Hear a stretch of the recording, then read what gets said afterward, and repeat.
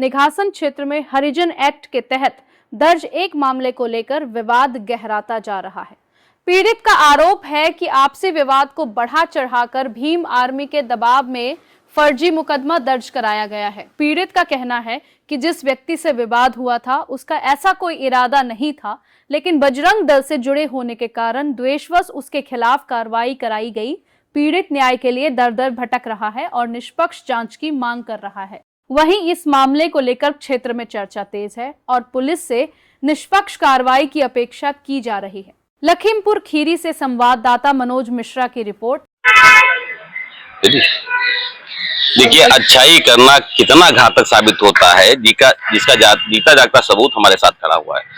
एक मामला था जिसको लेकर एक बंदे ने इनकी एक शादी कराई अपनी संगठन को लेकर के, उसके बाद उस पे कितने बड़े लांछन लगे, उस पे हरिजन एक्ट लगाया गया है। आइए हम सीधा बात करते हैं पीड़ित से, क्या कुछ है मामला और कहाँ पीड़ित है, क्या मामला है, बताएं। कहाँ रहने वाले आप? जी, मैं बलराम भड़ोरी का रहने वाला हूँ। क्या हुआ आप? मेरे ऊपर हरिजन एक्ट का मुकदमा लगवा दिया गया है।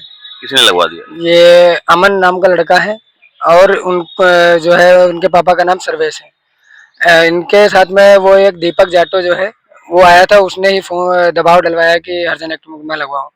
पहले 151 का चालान करके सब मामला रफा दफा हो गया था, निपटवा दिया था।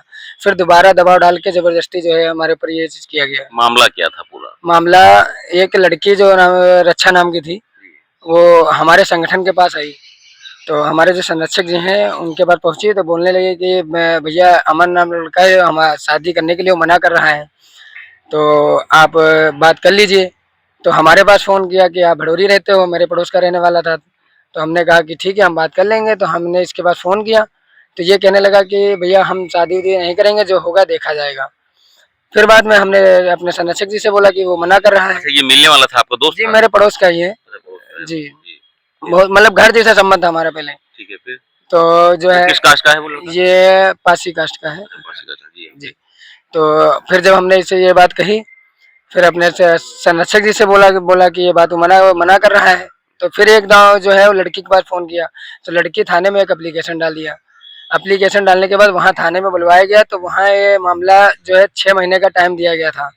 लड़की ने 6 दिन का टाइम दिया था और इन्होंने कहीं 6 महीने का टाइम लिखवा लिया होगा, उसका भी एप्लीकेशन है। और फिर बाद में जो है लड़का कहने लगा कि हम जो है 6 महीने का टाइम दे रहे हैं, हम 6 महीने तक हम शादी कर लेंगे। तो लड़की कहने लगी नहीं, हम 6 महीने नहीं, हम 6 दिन के अंदर शादी करेंगे, चाहे जैसे करें। तो वो रोने धोने लगे कि हम मर जाएंगे और शादी नहीं होगी हमारी। तो हमारे संगठन पास पहुंची, तो हम लोगों संगठन की अगर बात करें तो किस संगठन की बात कर रहे हैं? अंतर्राष्ट्रीय हिंदू परिषद, राष्ट्रीय बजरंग दल। अच्छा, उसके आप पदाधिकारी भी हैं? जी, मैं तहसील सत्संग प्रमुख हूँ। अच्छा, जी हाँ, निघासन से। तो अब फिर बाद में इनको दोनों को बुलाया, मम्मी, इनके पापा और ये जो अमन था, दोनों को बुला करके ये राजी भी हो गए, शादी भी करवा दी गई। हम जितना खर्चा लगा हम लोग अपने संगठन से दिए, पूरा धूमधाम से शादी उदी करवाई। फिर ये चला गया और शादी उदी दोनों को घर छोड़ो अपनी गाड़ी से हम लोगों ने छुड़वाया। फिर दूसरा दिन हुआ, हमसे कहने लगा आप हमको दहेज दिलवाइए, जैसे कहीं से लेके आओ। मतलब दहेज आपसे मांग रहा था कि मतलब आपने शादी कराई थी इसलिए? जी, संगठन के माध्यम जी। तो हमने कह दिया संगठन क्या दहेज देता है आपका कुछ? जी नहीं देता, मतलब आपसे कह रहा था कि जी। तो हमने कह दिया कि भैया मैं कहाँ से दहेज दूंगा, आप आपकी वाइफ है, आप उनसे बात कीजिए, या तो आप लड़की के मम्मी वापस बात कीजिए, वो दहेज दिलवाएंगे, मैं कहाँ से दिलवा दूंगा। तो कहने लगा नहीं, आप ही दहेज दिलवाओगे, चाहे जिससे दिलवाओ। तो हमने कहा भैया मैं नहीं कुछ कर पाऊंगा। तो फिर उस बार तो वो चला गया। फिर दूसरे दिन ऐसी यही बात कही, तो फिर हम कैसे ना कैसे फिर अपने गौशाला पे जो है हम अपना सुबह निकल जाते हैं, काम करते रहते हैं, शाम को अपने घर आते हैं। तो लमसम 8 बजे का टाइम था, वही 10 तारीख का। तो 8 बजे टाइम शाम को हम अपने घर आ रहे थे, तो ये उसी तिलक समारोह में घूम रहा था, शराब पी रखी थी। और इसने जो है आते हुए गाड़ी हम जब गाड़ी लेके अंदर आए तो हमने देखा टेंट लगा हुआ है, तो हम गाड़ी स्लो कर ली कि टेंट लगा है तो आराम से निकल जाएंगे। फिर आया, मेरा हैंडल पकड़ लिया गाड़ी का, कहने लगा रुक। तो हमने कहा भैया क्या बात है बताओ।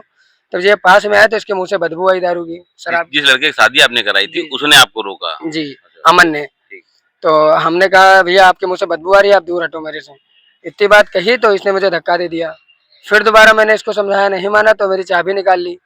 फिर जो है हमने जब इसके मुंह से ज़्यादा बदबू आने लगी तो हमने धक्का दे दिया। अब जब धक्का दिया तो हमारे इसने थप्पड़ मार दिया, और जब इसने थप्पड़ मारा तो फिर जो है हमको बर्दाश्त नहीं हुआ, तो हमने भी एक थप्पड़ मार दिया इसको।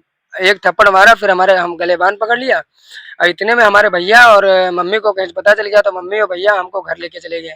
हम घर चले गए थे। इनके पापा जो सर्वेश और अमन, ये दोनों चिल्लाते हुए हमारे घर के अंदर, इनका पूरा परिवार, इनकी मम्मी और इनका भाई, छोटा वाला भाई शिवम, दामोदर और इन रक्षा जो थी और इनकी मम्मी और सर्वेश और 10-12 लोग कुछ और भी थे। कहने उनको मतलब पूरे परिवार के साथ आपके घर आते हैं और आप पे हमला करते हैं। जी डंडा लाठी लेकर के हमारी मम्मी और हमारी वाइफ और हमारी सिस्टर के ऊपर हावी हो गए। ठीक है, फिर क्या हुआ? फिर जब ये अंदर घुसे तो मारने पीटने लगे। तो अब अपने बचाव के लिए हमको क्या कर, मजबूरी थी हम लोगों को, तो हम लोग भी जो है उसमें बचाव के लिए मारने पीटने लगे।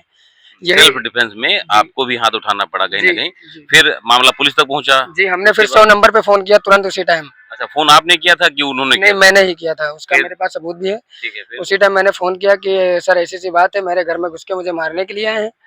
तो इतनी बात कही, तुरंत 100 नंबर आई थी।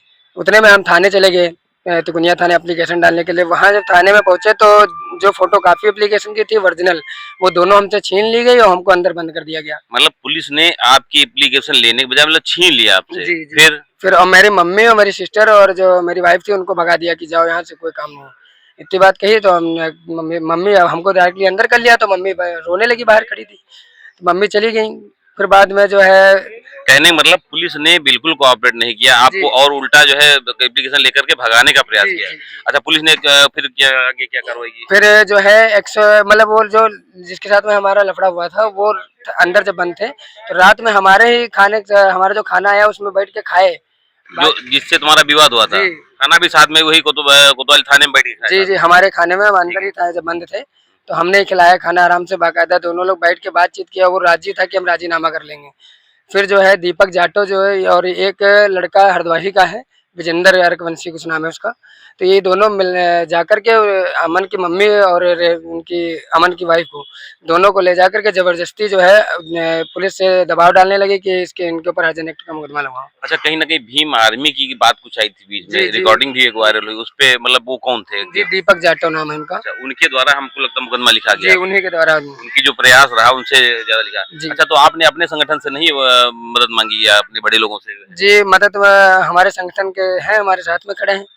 संगठन के, अच्छा हाँ, जी, बलदेव हमारे दिनेश जी। पदाधिकारी। देखिए हाँ, अच्छा, तो फिर क्या हुआ उसके बाद? कुछ थोड़ा सा फिर 151 का चालान कर दिया गया था उसी दिन। चालान होने के बाद सब अपना जो है पक्ष, उनका पक्ष भी अपने घर चला गया, हम भी अपने घर आए। कहने का मतलब मुकदमा फिर आप पे हर्जन एक्ट का लगा दिया गया जी, जी। पुलिस के द्वारा। जी। फिर दौड़े पुलिस के बाद पुलिस ने सुनवाई नहीं किया कोई आपकी? सुनवाई नहीं की।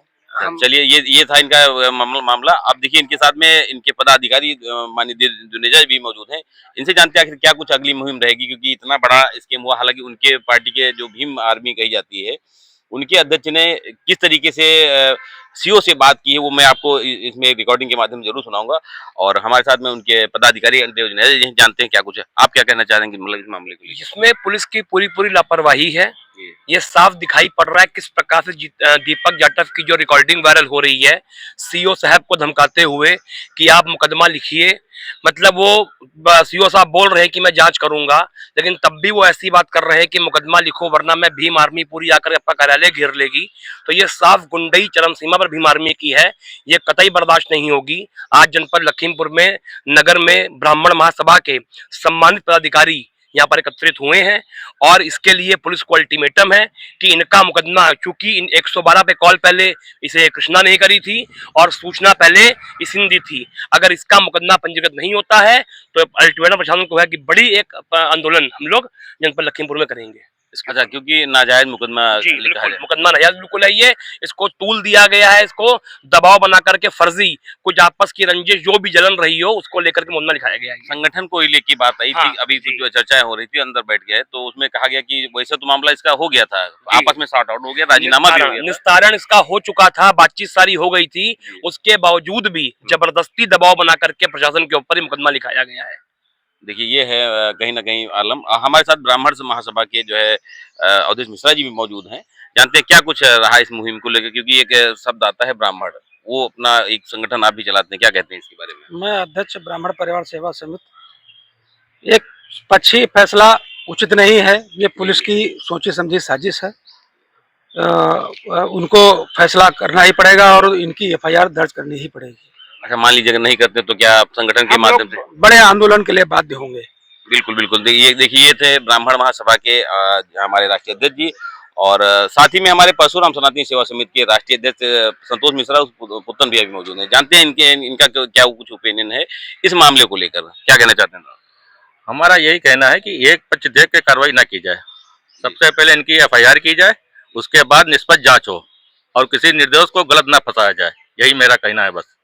बिल्कुल, कहीं ना कहीं ये बहुत ही सराहनीय बात, क्योंकि निष्पक्षता के साथ वैसे भी अभी कहीं ना कहीं कई आरोप लगे यूजीसी को लेकर के, कहीं ना कहीं दबाया जा रहा है ब्राह्मण सामान्य वर्ग को, और आपने सीधा अभी देखा कि एक सामान्य वर्ग, एक ब्राह्मण होने के नाते इन पे हर्जन एक्ट लगाया गया, वो भी नाजायज। आप लोग एक बार कमेंट करके अपनी राय जरूर दीजिए। मिलते हैं फिर एक नई वीडियो के साथ। मैं मनोज मिश्रा, आप देख रहे हैं prime news India, Lakhimpur Kheri.